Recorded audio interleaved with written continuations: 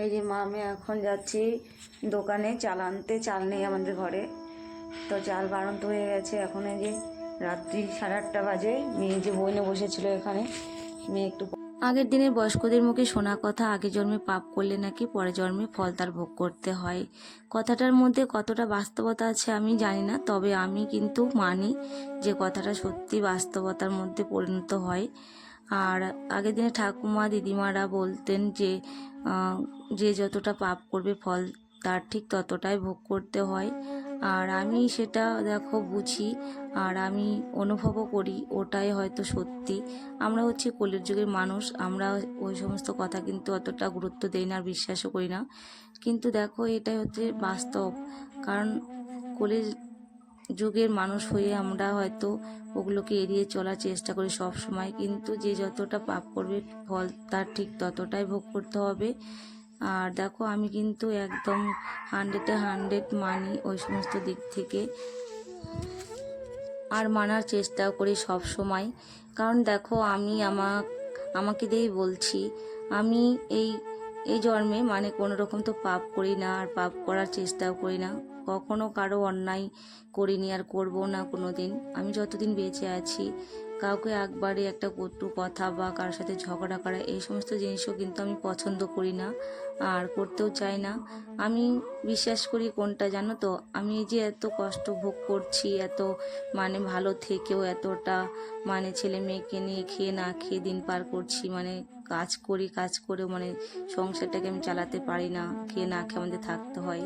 আমার দুঃখটা এখানেই জানো তো। আর আমি সেই জন্য আমি আর কি এই সমস্ত দিক দিয়ে মানে অনেকটা আমি সচেতন। আর আমি এটা এই জন্য বেশি করে মানি যে আমার হয়তো কর্মটাই খারাপ ছিল আগের জন্মে, হয়তো আগের জন্মে আমি নিশ্চয়ই কোনো কিছু ভুল করে এসেছি, সেই জন্য এই জন্মে আমাকে ভগবান এত শাস্তি কষ্ট দিচ্ছে। কারণ এই জন্মে তো আমার জ্ঞান থাকতে আমি কোনোদিনই কিছু করিনি, আর করবও না কোনো দিন আশা করি।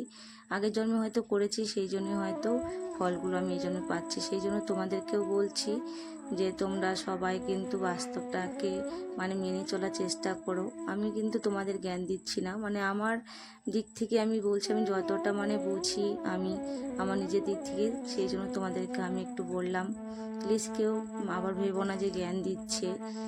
আর দেখো আমি কাজে গিয়েছিলাম, কাজে থেকে এসে প্রচণ্ড টায়ার্ড লাগছে আর খিদে পেয়ে গেছিলো। তো বাড়িতে ছাতু ছিল একটু, এই সংক্রান্তির সময় একটা দিদি আমাদেরকে ছাতু দিয়েছিল খাওয়ার জন্য, কারণ আমরা তো করিনি আর কিনতেও পারিনি। কি বলবো বলো, আমাদের মানে ভাত ছাড়া আদার্স কোনো কিছু মানে আমাদের কপালে জোটে না বলতে পারো। আমরা কোনোদিন ভালো মন্দ মানে তোর করিও না, ছেলে মেয়েকেও খেতে দিই না, মানে আমাদের টাকার অভাবে। তো ওই দিদিটা দিয়েছিল, আমরা খেয়েছিলাম 1-2 দিন। তো যখন আমাদের ভাত না থাকে বা খাবার কিছু নেই তখন আমরা কিন্তু খাই এই সমস্ত জিনিসগুলো, আর সব সময় খাই না। তো আজকে আমাদের ভাত একটু আছে, পান্তা ভাত, তো ওটাই ছেলে মেয়ে খাবে। আর আমি ছাতু ছিল, ছাতুটাই গুলিয়ে নিয়ে এখন খাবো। আর মেয়েকে বললাম একটু খাবে নাকি, তো মেয়ে বললো খাবো। তো মেয়ে আমার সাথে একটু খেয়ে নিল, তো খেয়ে তারপরে বললাম যে পান্তা আছে, পান্তাটা খেয়ে নিস তোরা। আর অনেকটা বেলাও হয়ে গেছে, আমার প্রচণ্ড খিদে পেয়ে গেছে। কি বলবো, আমাদের চালটা বাড়ন্ত হয়ে গেছে, মানে কি বলবো, আমাদের আজ চাল থাকে তো কাল থাকে না, এরকম আমাদের পরিস্থিতি। তো নতুন করে তোমাদের আর কি বলবো বলো, তোমরা সবাই আমার ফ্যামিলি মেম্বার সবাই কম বেশি জানো যে আমার দুঃখ কষ্ট ঠিক কতটা। আর আমি এখন দেখো যাব দোকানে, মেয়ে আর আমি, মেয়ে পড়তে বসেছিল, ওকে নিয়ে একটু বই নিয়ে বসিয়েছিলাম। কারণ কি বলতো, আমি কাজ থেকে আসি সন্ধ্যাবেলা, আর এসে এতটা টায়ার্ড লাগে, তো আমি ওর পাশে একটু শুয়ে থাকি না বসে থাকি, আর মেয়ে বই নিয়ে বসে। তো আমি যদি ওর কাছে না থাকি তাহলে ও কিন্তু ঠিকঠাক করে পড়াশোনা করে না, মানে ফাঁকি দেওয়ার চেষ্টা করে। কি বলবো, একটু বড় হয়েছে ঠিকই, কিন্তু জ্ঞান বুদ্ধি অতটা হয়নি, মানে এখন তোর জ্ঞান বুদ্ধিগুলো ছোটোই আছে, আর বয়সটাও ঠিক ওর অতটা হয়নি, হাতে পায়ে বেড়ে উঠেছে, তাই মনে হচ্ছে যে অনেকটাই বড় হয়ে গেছে। আর মেয়ে গিয়েছিল 2 দিন আগে, ওর মানে বান্ধবীর বার্থডে ছিল, ওখানে গিয়েছিল। তো ওখান থেকে ওকে ওর বান্ধবীর বাবা ওকে 200 টাকায় দিয়েছি, আর ওর মা 100 টাকায় দিয়েছে, মোট ওর কাছে 300 টাকা আছে। তো আমাকে বলছে মা আমাকে 300 টাকা দিয়েছে। তো আমি 100 টাকা নিয়ে বাজারে যাব, কারণ ও নিয়ে আসবে ঠাকুরের জন্য ভোগ নিয়ে আসবে। তো বলছে আমরা তো ঠাকুরকে ভোগ দিতে পারি না, তো আজকে আমি ঠাকুরের জন্য ভোগ নিয়ে আসবো, লাড্ডু নিয়ে আসবে ঠাকুরের জন্য। তো আমি বলছি ঠিক আছে, ভালো কথা।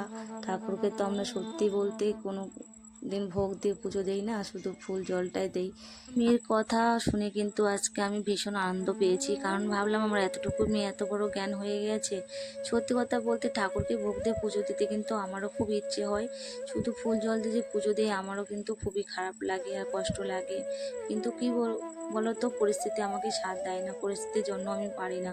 সারাদিন কর্মের জন্য বাইরে বাইরে ছুটতে হয়, আর যতটুকু সময় পাই বাড়িতে আবার কর্ম করে তার মধ্যে একটু সময় বের করে ঠাকুরকে ওই যে ফুল জলটুকু দেই। আর আমার কাছে 100 টাকা ছিল, ওই 100 টাকাতে দেখো 2.5 কিলোর মতো চাল নিয়ে নিলাম। এই চালটা আমাদের কয়েকদিন যাবে, তারপরে জানি না আবার আমরা কি খেয়ে থাকবো। আর আজকে তো আমাদের রান্না হয়নি, সারাদিন চালের জন্য ছাতু খেয়ে আছি। আর তারপরে দেখো ঠাকুরের ভোগ নিতে দোকানে চলে এসেছি, মিষ্টি দোকানে। এখান থেকে ঠাকুরের জন্য আমি ভোগ নিয়ে নিব, তারপরে বাড়ি যাব। আর বন্ধুরা, আমার ভিডিওটি যদি ভালো লাগে অবশ্যই আমার চ্যানেলটাকে সাবস্ক্রাইব করে আমার পাশে থাকবে। তারপর দেখা হচ্ছে।